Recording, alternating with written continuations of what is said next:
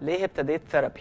في الحقيقة أنا قلت أخش أجرب، يعني موجود في شازلونج، إحنا من أكبر بلاتفورمز بتعمل ثيرابي، فيلا بينا نشوف ده ممكن يعمل إيه. دخلت وأنا حاسس إن مفيش مشاكل، مفيش حاجة هتتغير، بس المفاجأة كانت إني لما ابتديت الرحلة في لمك كتير قوي في دماغي نورت. حسيت إن في مشاكل في حياتي بتحصل لي كل يوم، بس أنا ما كنتش شايف إن هي مشكلة. شخص مش بيعرف يعبر عن مشاعره كويس، شخص دايما حاسس انه محتاج يعمل حواجز بينه وبين الناس عشان يحافظ على شخصيته تبقى قوية ومستقلة، شخص دايما مش عارف يعبر عن اللي جواه بالشكل اللي هو عايزه. قبل الرحلة العلاجية كنت شخص قليل قوي قوي قوي لما بعبر عن مشاعري، almost مستحيل اعيط.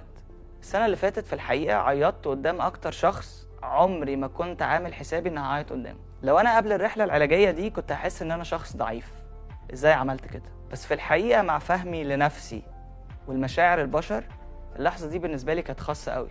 حسيت انه من اعظم حاجة ربنا اداها للانسان انه يبقى هو. عشان كده authenticity بالنسبة لي هي اللي بتعبر قوي عن الرحلة العلاجية، ان انت تبقى نفسك، وهي دي قوتك وعظمتك. مش محتاج تتغير علشان تقنع اي انسان باي حاجة. الناس اللي حواليا انا بقيت بفهمهم احسن. زمان كان ممكن حد يعمل معايا حاجة معينة في حس ان انا متضايق، مظلوم، عايز ازعق.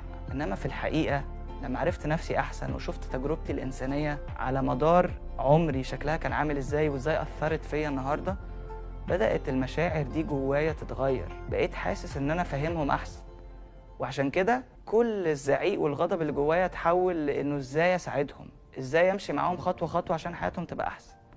الرحلة دي ممتعة قوي، نفسي كل الناس تجربها.